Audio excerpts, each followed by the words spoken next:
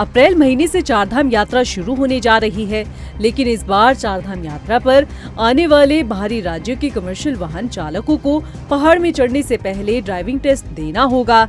अगर इस टेस्ट में वाहन चालक फेल हो जाता है तो उसे चारधाम यात्रा में नहीं भेजा जाएगा।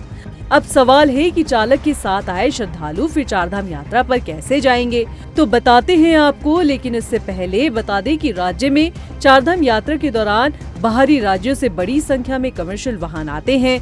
यात्रा पर आने वाले कमर्शियल वाहनों को ग्रीन कार्ड जारी किए जाते हैं। इसके लिए वाहनों की फिटनेस और उनके कागजात देखे जाते हैं। सही पाए जाने पर उन्हें ग्रीन कार्ड जारी किया जाता है। साथ ही अभी तक अन्य राज्यों से आने वाले कमर्शियल वाहन चालकों को हिल एंडोर्समेंट कराने के लिए परीक्षा देना जरूरी नहीं था। वो केवल ऑनलाइन आवेदन और फीस जमा करने के बाद हिल एंडोर्समेंट करा सकते थे। इससे अनुभवहीन चालक भी चारधाम यात्रा पर गाड़ी चला रहे थे, जिसके कारण कई हादसे हो रहे हैं।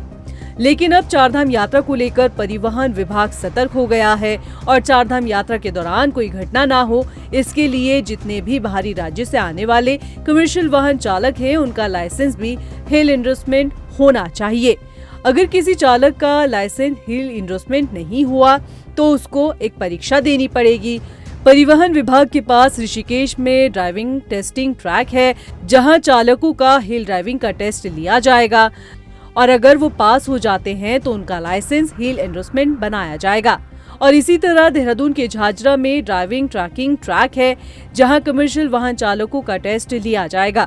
साथ ही बताया गया है कि हिल एंडोर्समेंट कराने के लिए ऑनलाइन आवेदन करना पड़ेगा। अगर परीक्षा के दौरान वाहन चालक फेल हो जाता है तो उसे किसी भी दशा में पहाड़ पर नहीं भेजा जाएगा।